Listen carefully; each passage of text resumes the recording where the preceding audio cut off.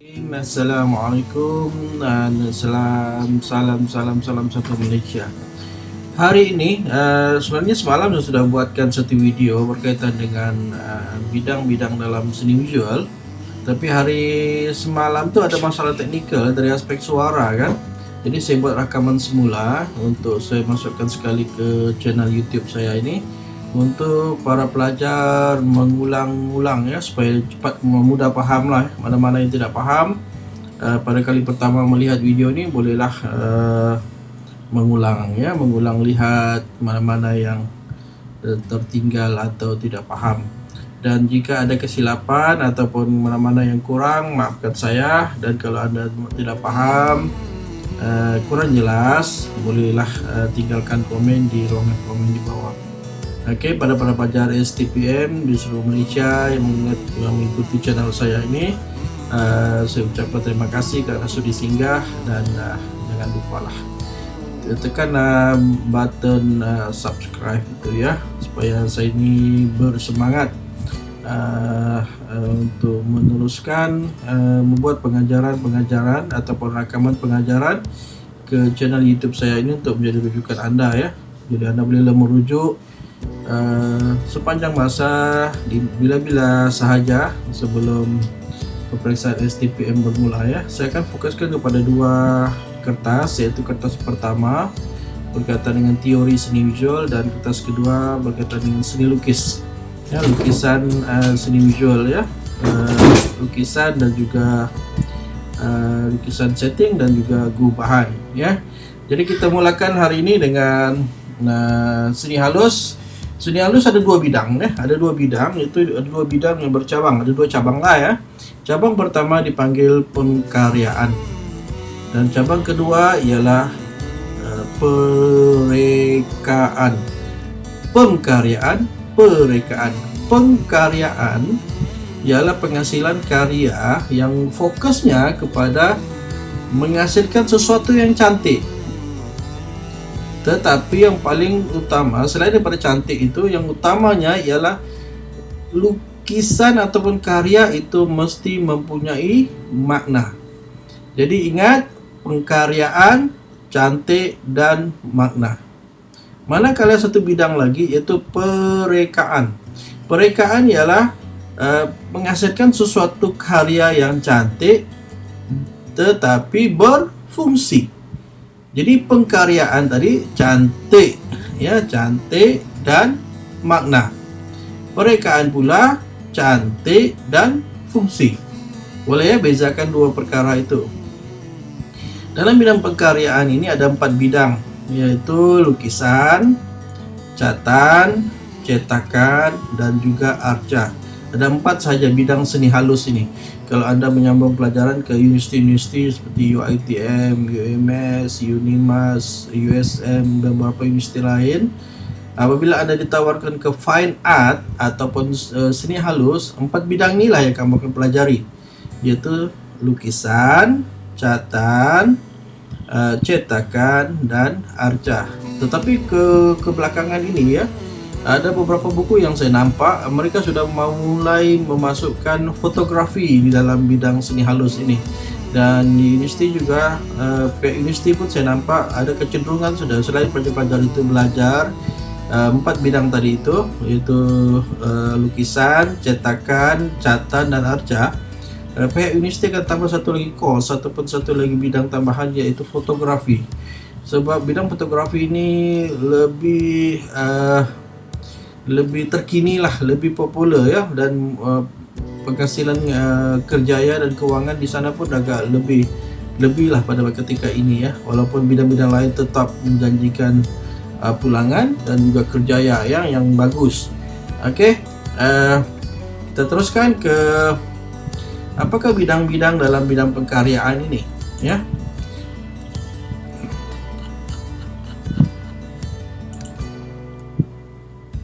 Okey, lukisan ya. Lukisan adalah bidang yang pertama ataupun cabang yang pertama ya. Lukisan ialah, kalau kita nampak di sini ada beberapa definisi yang mempermudahkan untuk kita ingat. Pertama, lukisan ialah seni yang menggambarkan objek atau plan dengan garisan. Yang perlu diingat di sini ialah dua dimensi. Seni ada dua dimensi. Seni lukisan ini dua dimensi. Maknanya dua dimensi itu lukisan itu hanya boleh dinikmati di hadapan saja, 180 darjah sahaja.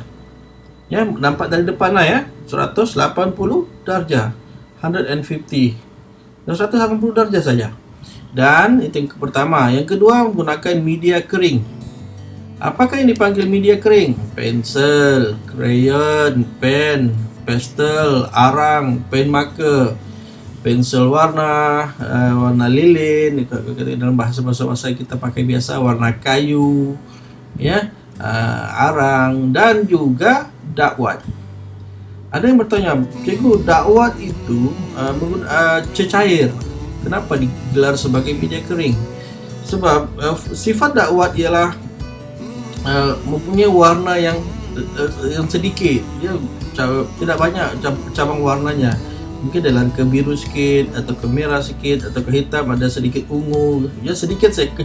Punya pilihan warna sangat sedikit. Dan kedua, warna dakwat tidak perlu dicairkan, ya, tidak perlu dicairkan atau tidak perlu dilarutkan, ambil terus pakai, ya. Tetapi ada juga saya nampak, ya, saya sendiri pernah cuba, ya, saya gunakan dakwat dan saya cairkan dia untuk dapatkan kesan tona ataupun shading gitu, ya. Jadi ingat, lukisan dua dimensi, media kering, dan dakwat sebagai daripada lukisan. Mari kita lihat apa teknik-teknik lukisan yang biasa digunakan dalam penghasilan lukisan. Semasa nanti di SEM kedua ataupun penggal kedua nanti, semester kedua atau penggal kedua nanti, kamu akan banyak belajar tentang teknik-teknik lukisan ini, ya. Antara teknik lukisan yang biasa yang dipakai ialah teknik garisan. Teknik garisan seperti silang, ya, disilangkan, silang, kemudian disilang, atau secara berombak, dilukis ombak-ombak, ya, ataupun kontur, garisan selari, pakai selari saja. Dia lukis pakai garisan selari saja, garisan menyilang, garisan kontur. Banyak lagi teknik lain, ya, seperti dari coreng, teknik gosok, contengan, campuran, titik-titik, banyak, ya. Dan semakin banyak Anda gunakan, maknanya Anda semakin bijak mengaplikasikan pada tempat yang betul, lukisan Anda lebih realistik lah, ya, lebih realistik. Dan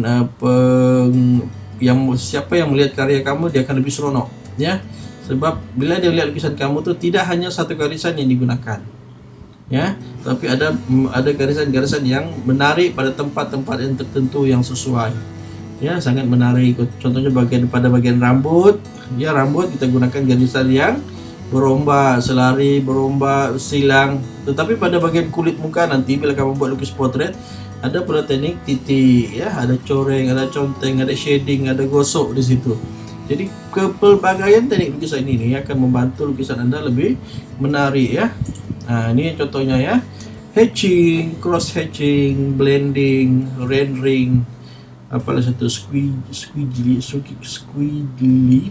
contour hatching, ya. Kontur itu macam bila kita belajar ilmu geografi, kita akan belajar tentang kontur, macam kedalaman lembah ataupun bukit ataupun gunung, ya, kontur dia. Okey, jadi ada hatching, cross hatching dan sebagainya. Okey. Dan melukis juga selain daripada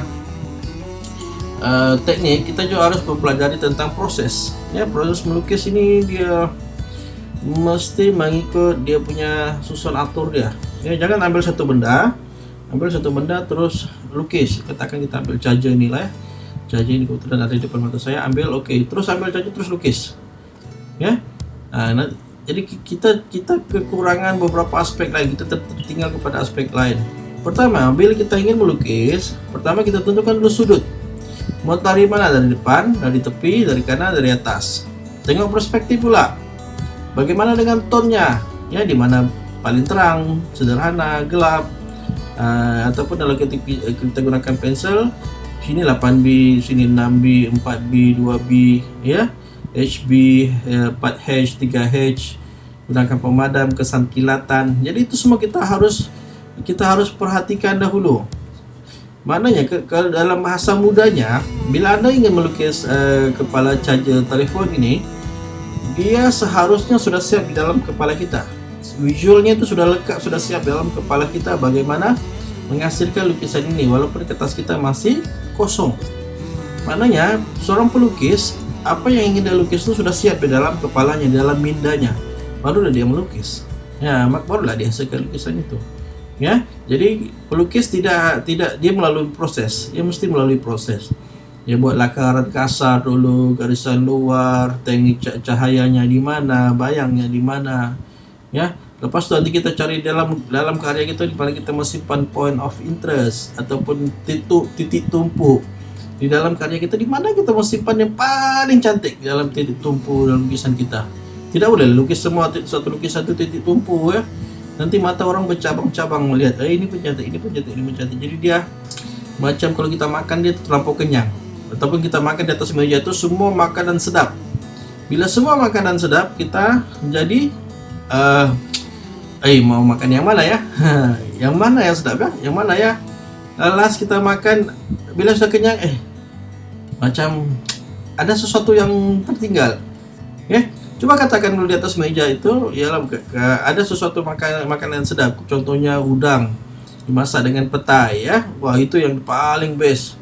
Lepas makan kita tahu, sedap udang tuh masak dengan petai tadi ya, sambal petai itu, power. Ya, ya kan, tapi ikan tadi pun sudah bilang, ya, tapi tidak selawan itu. Jadi kita ada sesuatu yang dipanggil point of interest, titik tumpu dalam karya kita. Oke, Catan ini sebenarnya dia sudah bermula awal lama sebelum manusia mengenal bahasa atau membina satu susunan untuk membina bahasa. Macam saya, kamu, saya mau, nama saya siapa, itu kan sudah satu susunan kata yang sudah baik ya. Nama saya Abdul Aziz, katakan, itu sudah susun kata. Tapi sebelum manusia mengenal bahasa, tutur kata tentang bunyi pap sah ya, nama saya, sebelum manusia kenal itu, manusia telah lebih kenal lukisan dahulu ya. Dia pada zaman-zaman dahulu ya, zaman-zaman batu, zaman Yunani lah, atau sebelum itu ya, prasejarah ya, sebelum sejarah ditulis, manusia bila dia ingin mengajarkan anaknya cara memburu, dia melukiskan cara dia memburu di dinding gua ya, ataupun cara menanam pokok ini, cara mendapatkan api, cara menyembah Tuhan, ataupun kepercayaan yang ada pada alam ya. Dan kita pada hari ini kita boleh nampak, kita pergi Gua Nia, kita pergi Lahadatu di dalam gua itu, ataupun di Gua Tambun, beberapa gua yang hebat di dunia ini ya, yang sangat terkenal. Kita boleh tengok lukisan prasejarah ini ya, lukisan prasejarah ini ada di sana, dan ini lebih awal daripada bahasa ya. Jadi itulah sejarah sejarah lukisannya, dia lebih awal. Lepas itu baru dia bergerak kepada catan. Catan ialah, beza dengan lukisan ialah, catan ialah menggunakan media basah. Media basah maknanya dia warnanya itu basah ya, basah. Kemudian ada perantara atau bahantaranya. Bahantaranya contohnya ialah air, minyak. Ada yang guna putih telur ya, putih telur itu dicampurkan warna. Ya, ada juga gunakan tina ya, tina lebih kepada pemadam ya, minyak tanah atau turpentine ya, turpentine. Jadi catan ini selepas manusia mengenal mengetahui cara menghasilkan warna, manusia bergerak daripada lukisan kepada catan ya. Jadi catan ini pula bermula pada zaman Yunani purba lagi ya. Mungkin manusia awal di dunia ini ya, diciptakan dari Nabi Adam, anak-anaknya, cucu-cicitnya, dan berkembang, dan kepahaman atau ilmu itu diberikan Tuhan kepada manusia tentang cara penghasilan warna. Manusia sudah menukar daripada melukis saja dengan warna hitam atau warna merah ataupun menggunakan tanah liat, tanah melukis di gua. Mereka mula mewarna pula.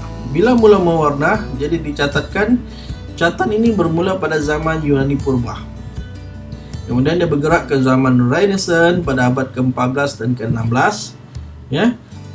Di situ semakin banyak warna yang berkualiti dihasilkan, dan terhasillah, terwujudlah pelukis-pelukis hebat di dunia seperti Leonardo da Vinci yang melukiskan Mona Lisa, ya.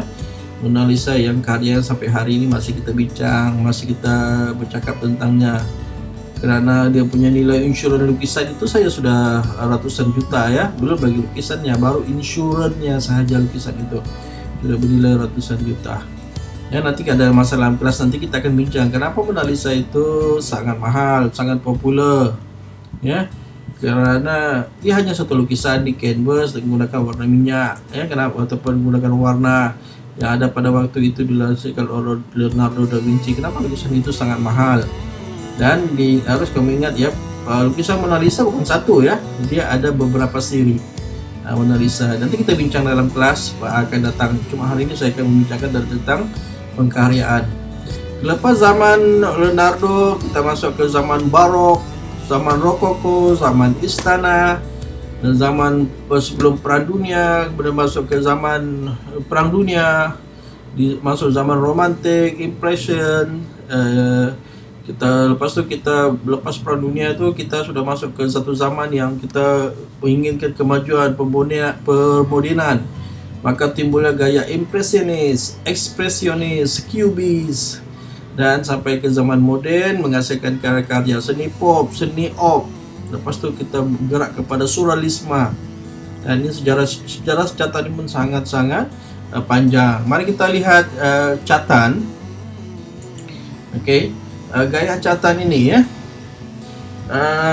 Ada beberapa gaya ataupun aliran catan ini. Yang pertama ialah realisme. Realisme ialah lukisan catan dibuat tepat dan menyerupai bentuk sebenar. Ya, contohnya, ya, realisme ini lukisan saya ambil daripada Facebook, ya, di Facebook kawan saya. Saya lupa sudah, maafkan saya lupa nak berikan kredit kepada pelukis.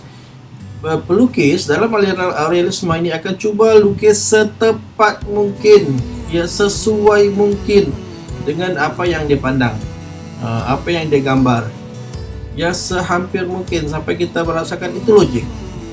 Bila ia logik, benar, itulah sebenar-benarnya, maka itu dipanggil lukisan realisme, ya, ataupun dia lebih kepada imitation. Imitation ialah peniruan apa yang ada di dalam kehidupan kita yang sebenar. Okey, boleh pahami realisme, saya permudahkan saja. Lepas tu kita lihat kepada lukisan impresionisme. Impresionisme iaitu mengutamakan kesan, suasana, atmosfera dan tumpuan kepada pencahayaan.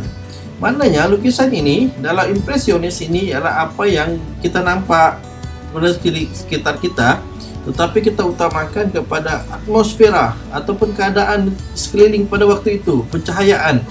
Contohnya begini, pada waktu pagi, kamu pagi buka tingkap atau keluar daripada rumah, kamu nampak matahari naik dan cahayanya warna kuning. Cahaya warna kuning itu kena kepada batang pokok, rumput, tanah, kereta dan sebagainya. Jadi ada warna rasa macam panas, rasa warm di situ, ada rasa kuning gitu.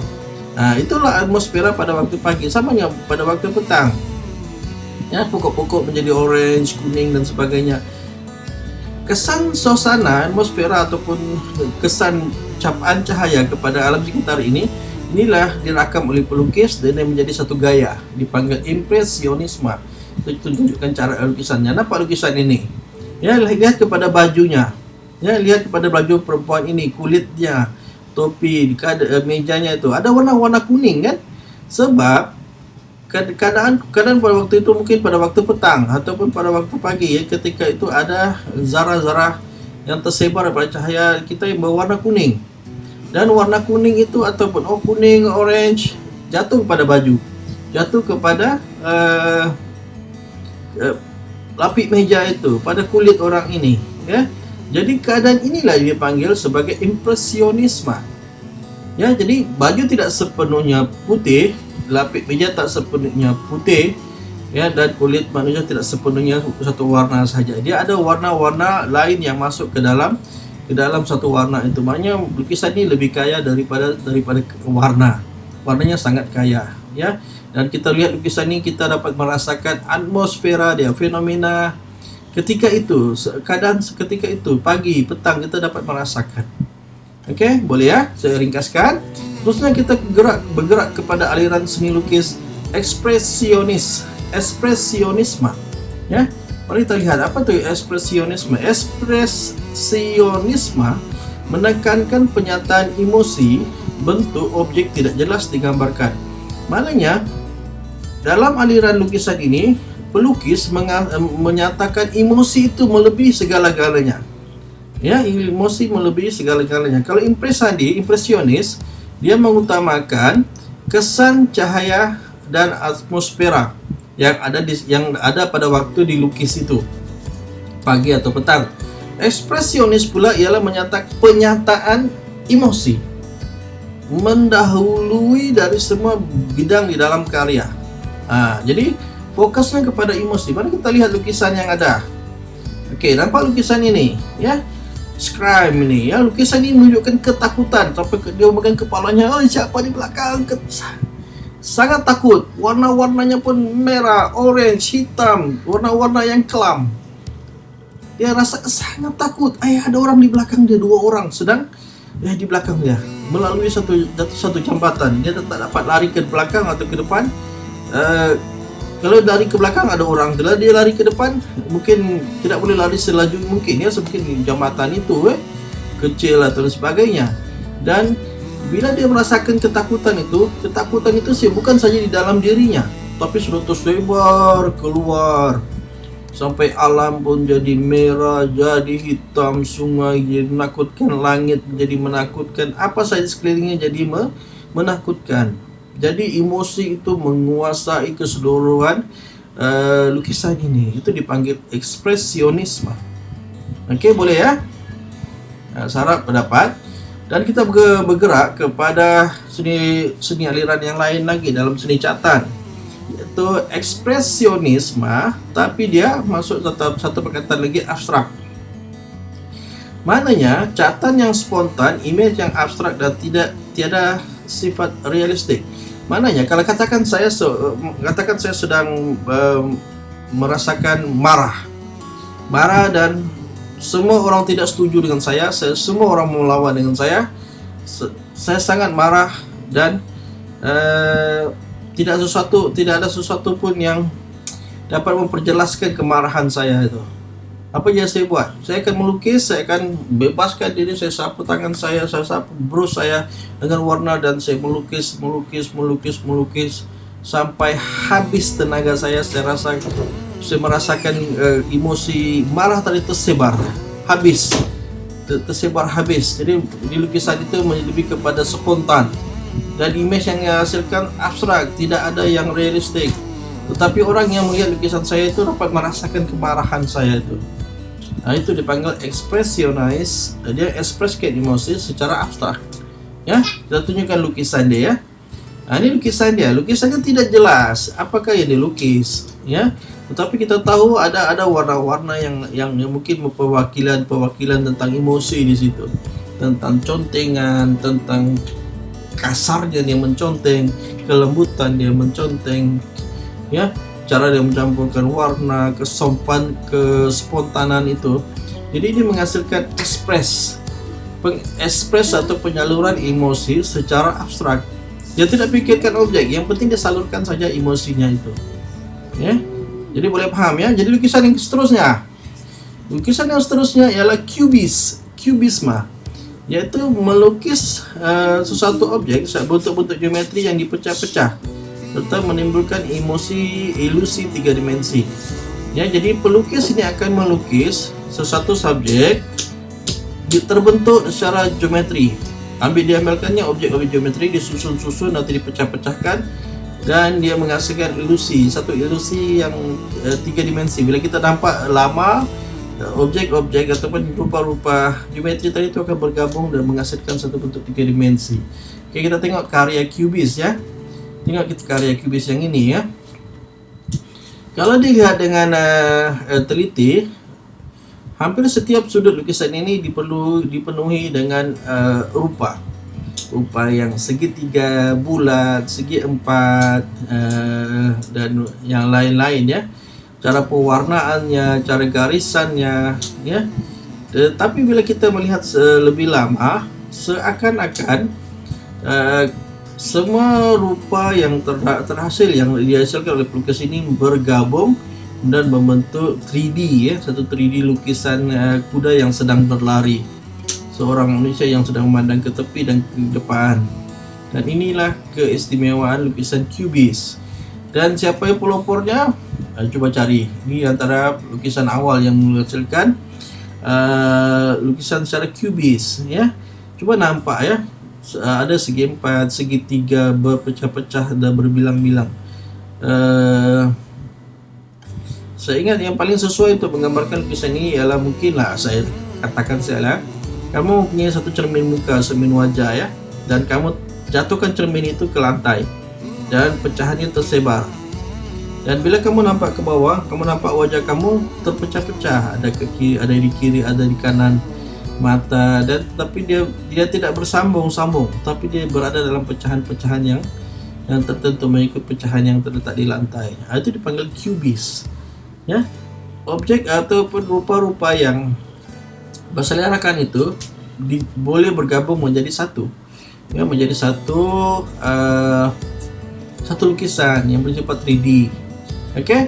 Seterusnya kita bergerak kepada lukisan yang dipanggil surrealisme. Oke, surrealisme ini ialah satu peningkatan daripada satu cabang lukisan yang dipanggil realisme.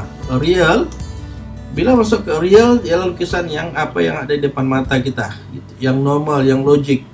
Tetapi bila kita masuk ke surrealisme, kita berada di satu tingkat di atas normal. Ya, jadi maknanya lukisan yang di atas sedar atau di bawah sedar kita, ataupun dalam khayalan kita, dalam mimpi kita. Katakan begini saja, kamu malam ini tidur, dan dalam tidur kamu terbawa-bawa tidur kamu. Dalam tidur kamu ada mimpi yang pelik-pelik. Tapi benda itu real, normal. Contohnya kamu dalam mimpi kamu ada sebiji kereta.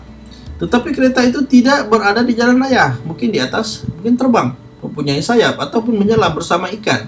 Kereta, tapi masuk ke dalam air. Kereta, tapi terbang bersama burung.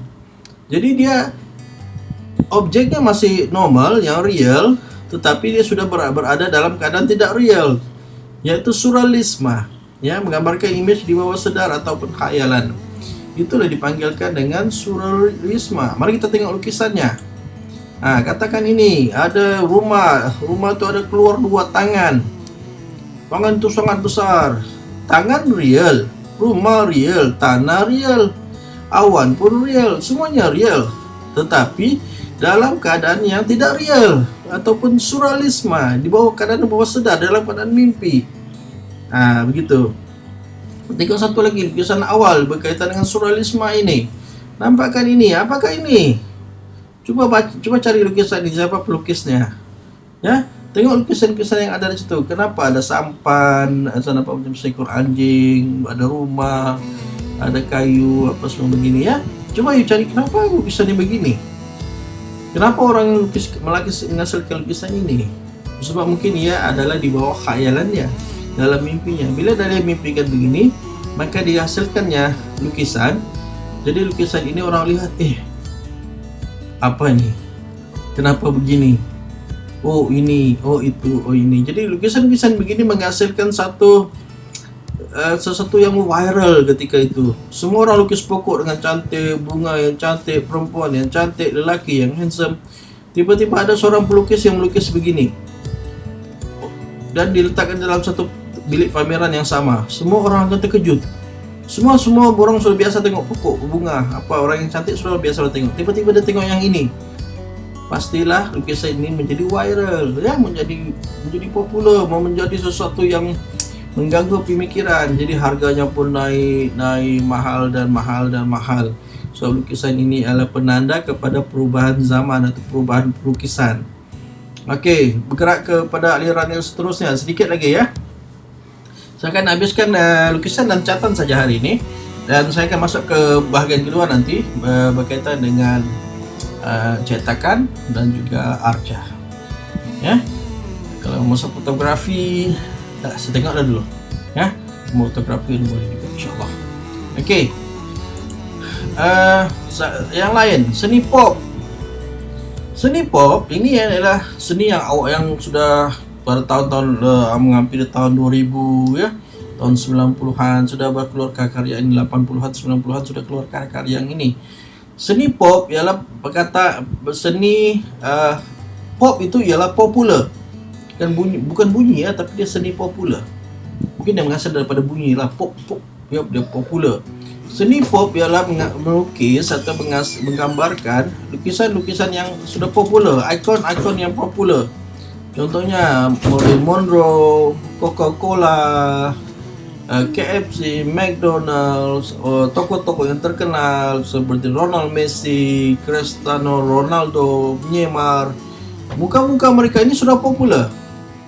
Cuma perlu dihasilkan satu karya yang mengambil kesempatan daripada popular mereka menghasilkan lukisan. Jadi ini dipanggil seni pop. Ya, saya tunjukkan seni pop ya, contoh seni pop. Ini seni pop.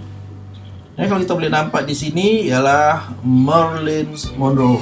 Dia pelukis yang awal yang paling terkenal dalam seni pop ialah Andy Warhol. Ya. Di sebelah ni siapa pemimpin Indonesia tu ya? Pemimpin Indonesia, orang-orang yang popular dilukis dalam satu teknik yang lebih kepada warna-warna yang terpisah, warna-warna yang terang. Ya, ini dipanggil seni pop. Terusnya kita bergerak kepada satu seni lagi, seni op. Lama saya lupa letakkan gambar lah, tapi nanti insyaAllah saya janji ya, kita tunjukkan seni op pula ya. Seni op ni adalah seni optik. Saya bacakan saya dulu. Seni optik ialah reka bentuk geometri, garisan dan warna tertentu untuk menghasilkan image pada penglihatan. Jadi mereka menggunakan rupa-rupa atau bentuk geometri, garisan digabung dalam satu lukisan dan menghasilkan seni. Anak-anak sains bising pula. Minta maaf ya. Mai, tolong senyap sikit Mai, Aisyah. Apa di kelas? Okey. Dan catatan ni banyak teknik-tekniknya ya. Teknik ini cuba kamu ingat, hafalkan dia sebab ni kamu akan gunakan semasa menghasilkan karya nanti pada semester 3 ataupun ketiga ataupun ketika Anda melukis sekarang. Ya. Antara teknik catatan yang biasa digunakan ialah teknik impasto. Impasto ialah menggunakan warna yang pekat yang diambil terus daripada tiup. Maknanya warna kamu tu mana warna saya sudah. Saya letak dekat-dekat ya. Saya letak dekat. Maaf ya. Tidak ada serta yang dekat sini. Ada tepi jauh sana. Tak apa. Teknik impasto ialah kamu buka kamu punya tiup warna itu, kamu terus tekan ataupun picitkan warna itu, ambilkan brush ataupun pisau, terus sapu ke kertas ataupun canvas. Ya, tanpa mencampur. Biar dia tercampur di canvas. Katakan kuning dulu, biru, kemudian dia tercampur sendiri di canvas menjadi hijau. Tetapi tidak dicampur di palette, digabungkan di canvas. Itu dipanggil impasto. Nanti bila lukisan ini kering, kamu mendapat rasa tekstur lukisan itu kasar. Katakan orang buat daun-daun, kamu akan rasa macam betul-betul daun. Nah, ya, sebab dengan tekstur daun ataupun ke batu ataupun kayu. Ya, nanti saya akan tunjukkan bagaimana. Okey, ini saya tunjukkan sekarang. Impasto. Ini impasto. Tengok buah limau ini ya, buah limau ini. Warna itu gunakan pisau palette digabung secara warna yang diambil daripada tiup dan disapukan di atas canvas. Di atas canvas lah dia bercampur secara tebal ya, Kita tengok lukisan di sebelahnya, bunga matahari, merupakan lukisan yang sangat terkenal. Coba cari siapa pelukisnya. Nah, ini dipanggil teknik impasto ya. Teknik yang seterusnya glazing. Teknik glazing mewarna selapis demi selapis untuk menimbulkan kesan lembut, licin dan berkilau. Okey, kita tengok gambarnya. Tengok. Adakah dia berkilat atau berkilau? Ya, ada kilatan di situ ya. Nampakkan kelembutan ada di situ ya. Kemudian dia nampak berlapis-lapis. Ini dipanggil glazing. Saya pun sangat-sangat suka glazing ini sebab keseronokan masa kita menyapu dia tu sampai dia nampak dia naik, warna tu naik, kita pakaikan kontras yang lebih sedikit. Sebaik-baiknya jangan guna warna hitam, ya. Sebaik-baiknya jangan guna warna hitam, ya. Tetapi kita campurkan warna-warna lain untuk jadikan gelap, ya, dalam contoh dalam buah yang lukis ini, ya. Tapi putih boleh digunakan lah, ya. Tapi ingat, jangan ambil warna itu terus satu kali campur, dua kali campur, 3-4 kali gosok, oke siap. Tidak. Dia mesti dicampur, diulang. Terbaik kalau kita gunakan untuk warna warna minyak. Warna minyak paling bagus. Kalau acrylic kita kena pakai satu medium yang lain untuk melambatkan dia kering. Kalau acrylic kalau kita sapu dalam beberapa minit dia kering. Jadi kita perlukan chemical ataupun medium, dipanggil medium, ya, untuk melambatkan acrylic itu kering. Jadi kita boleh dalam 5 minit, 10 minit ke 20 minit atau setengah jam masih lagi dia tidak kering. Jadi kita boleh sapu dan ulang atau dipanggil glazing dia sampai dia nampak berkilat. Okay, ini glazing, ya. Contoh lain glazing, nampak kaca tu tembus ke belakang, nampakkan pinggan besi itu, ya, ataupun pinggan yang diperbuat daripada besi itu, ya, metal itu nampak berkilat, ya, nampak nipis, nampak bayangan di belakang warna merah biru di meja, ya. Sangat cantik lah untuk glazing ini, ya. Tapi tidak boleh kita katakan impasto tidak cantik. Impasto pun cantik, ya, memang cantik. Ikut kepada kemampuan kesukaan Anda lah untuk menghasilkan karya. Oke, seterusnya teknik yang seterusnya, teknik titik. Ini saya pernah expose melukis gunakan titik, ya. Mula-mula saya gunakan titik yang halus, lama-lama saya tidak tahan, saya tarik panjang sikit. Tapi bilang pensyarah saya masih lagi dalam teknik pointillism, ya. Maknanya kita melukis, kita gunakan brush, satu warna, dan titik-titik ini akan bergabung membentuk satu warna yang lengkap. Apabila Anda melihat lama lukisan Anda, titik-titik ini akan bergabung di retina mata Anda. Warna itu akan bergabung dan bentuk warna yang real, warna yang cantik. Dia ada satu nikmat dalam menghasilkan karya-karya teknik pointillism ini. Saya pun sangat minat untuk menghasilkan karya dalam teknik pointillism ini. Saya ada beberapa karya, dalam satu atau dua karya lah dalam bentuk pointillism ini, ya. Titik-titik, gunakan brush yang bersih sebaik-baiknya, ya. Coba kita disiplinkan brush itu, dan warna itu akan bercampur di retina mata kita, ya.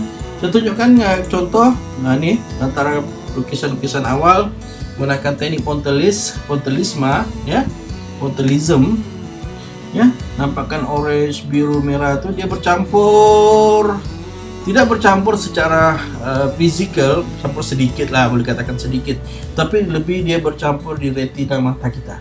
Bila kita tengok dengan lama, kita menikmati lukisan ini, maka dia bercampur dengan sendirinya. Oke, contoh pointillism yang lain. Ini konsep asas pointillism, ya. Kawasan yang gelap kita akan lebihkan sapuan warna di situ dengan lebih tambahkan warna gelap ataupun bilangan titik, ya. Bagian yang terang kita kurangkan gambar titiknya dan kita gunakan lebih putih, dan biarkan dia bercampur. Dan selalunya kalau saya melukis pointillism ini, saya akan lukis secara dekat, lepas itu saya tengok pergi ke tempat jauh sedikit dan saya tengok dari jauh mana yang kurang masih kurang real, bisa bercampur warnanya di retina mata saya. Oke, boleh, ya. Oke, seterusnya kita ke teknik yang seterusnya dalam catatan ini, teknik hard edge ialah bila kita melukis, kita menjaga tepi lukisan, tepi warna kita itu sentiasa tajam, sentiasa jelas, pembeza dia itu, pembahagian dia itu tepat, jelas. Jadi untuk memastikan kalau kita gunakan brush agak tumpul lah, tidak begitu sharp, tidak bersharp antara dua warna tadi, kan. Jadi kebiasaannya orang akan gunakan masking tape Pertama dia masking dulu, dia warna kan, katakan dia warna kuning dulu semua lukisannya. Kemudian dia masking. Mana dia mau yang warna kuning kekal, maka dia masking yang kuning itu. Lepas itu diwarna lagi warna biru, dibuka lagi. Kemudian setelah dia dapat itu, dia akan tutup kuning dan biru lagi tadi itu. Yang mana dia mau kuning, mana biru, dimasking, diwarna lagi sekali lagi. Jadi berlapis-lapis dan bertindih-tindih lah warna itu menghasilkan sesuatu corak atau bentuk yang menarik. Pernah ya seorang STP keluar soalan ini tengah tahun 2014 tak silap saya, atau 2014 atau 2012. Tapi sangat cantik, sangat seronok, pelajar sangat seronok membuat lukisan ini. Oke, saya tunjukkan contoh karya hard edge ini, ya. Ya, untuk kita akan gunakan masking tape lah, mengikut corak-corak yang kita mahukan itu. Bila dia bertindih, biar dia berlapis dan sebagainya. Boleh ya, hard edge. Oke, scumbling. Ini pun teknik yang sangat saya suka. Scumbling ini menggunakan dia melembut sama dengan tadi itu glazing tadi, tetapi dia lebih selalunya digunakan brush yang kasar. Tujuannya ialah untuk menghasilkan texture ataupun kesan-kesan yang nampak gelap, kasar, ataupun tekstur lah pada permukaan subjek yang kita lukis. Okey, kemudian dia menggunakan lapisan warna nipis, warna legap di atas warna latar, ya. Maknanya bertindih-tindih warnanya dan menghasilkan kesan sinar dan kusam, ya. Kalau saya selalu gunakan brush yang kasar. Oke, kita tengok contohnya, ya. Oke, nampak dia punya tekstur tuh, nampak, ya, menarik, ya, menarik. So, tekniknya sangat menarik, ya, dia di luar kebiasaan. Tengok warna biru itu walaupun warna hitam dan biru itu adalah dasar, tetapi masih ada di depan karena kita menggunakan warna brush yang kering, brush yang kering. Kau tengok warna biru itu masih ada di situ, ya, ada kuning, ada putih, dia bercampur secara kasar, ya, secara kusam ataupun kusut, tapi menghasilkan kenikmatan warna, kenikmatan satuan di situ. Lukisan ini jadi unik, ya. Dan kita tengok contoh yang kedua pula, ya. Kalau nampak sekali imbas tak nampak apalah. Kalau nampak kali kedua, nampak ada satu kapal di tengah-tengah itu sedang dilanda badai, ombak yang kuat, angin yang kuat, yang hebat menyerang dia hampir tenggelam, ya. Tengok sapuan secara brush kasar itu disapu, menunjukkan tekstur, menunjukkan movement itu, ya. Boleh, ya. Oke, dua teknik lagi yang terakhir, yaitu teknik collage. Dalam lukisan kita boleh gunakan bahan kutipan ataupun kita tampal-tampal di atas kertas, ya, ataupun kita gunakan warna secara seakan-akan bertampal-tampal di atas kertas, dipanggil teknik collage. Oke, ini contoh teknik collage, ya. Kertas digunting, diwarna, digunting, bercampur-campur dua teknik, dia menghasilkan begini, sesuatu yang unik, satu yang luar biasa juga, ya. Nikmatnya tengok lukisan ini, betapa cantiknya, ya. Tadi collage ini, ya, ada pemisah dia, ada surat kabar dia, ada guntingan-guntingan, ada huruf-hurufnya, menghasilkan sesuatu keharmonian di dalam karya, menjadi satu kesatuan di dalam karya catatan kita. Kita tengok lagi yang seterusnya. Nih, tengok betapa nikmatnya, cantiknya lukisan ini, ya, berbeza daripada lukisan-lukisan yang biasa. Oke, saya ingat itu sahaja pada hari ini. Kalau ada soalan-soalan yang berkaitan dengan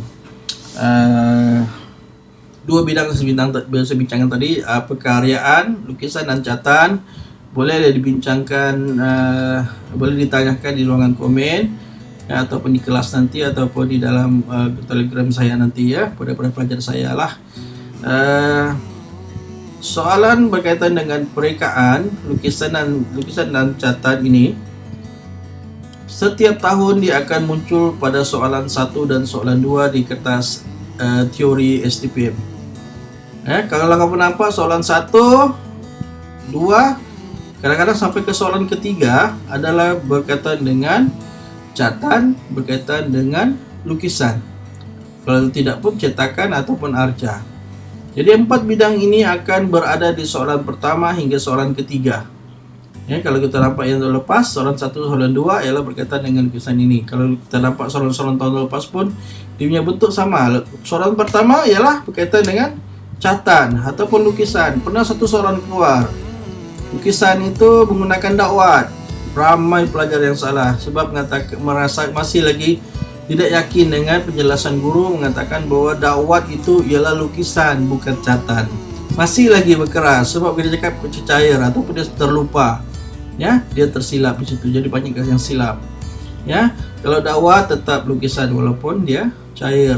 Kalau kamu nampak nanti soalan STPM kamu pegel pertama, soalan 1 atau soalan 2 atau dua-dua soalan itu mesti berkaitan dengan lukisan dan juga catatan ini. Ya, oke. Yang baik dan buruknya itu mohon dimaafkan, dan kelebihannya itu Allah bagi pada saya. Coba share dalam zaman pandemik ini, kita cubalah berikan yang terbaik, ya.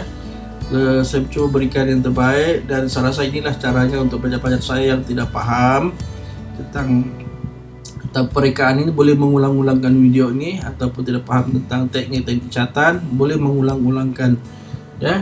Kepada mana yang silap, insyaallah saya akan baiki dan akan saya buat ralat pada kelas pada video-video yang akan datang. Selepas ini saya akan terangkan pula arca dan juga cetakan. Oke, itu saja. Assalamualaikum dan salam satu Malaysia. Salam hormat untuk semua. Jaga diri kita sendiri. Jagalah diri kita sendiri. Wabak Delta ini sangat bahaya, sangat cepat. Jadi jaga diri kita. Tak perlu, janganlah keluar, di rumahlah saja. Kita boleh belajar di rumah. Kita carilah cari kreativiti kita sendiri untuk hilangkan bosan dan jemu di dalam rumah. Yang penting kita selamat. Oke, jumpa lagi. Assalamualaikum. Salam satu Malaysia. Terima kasih.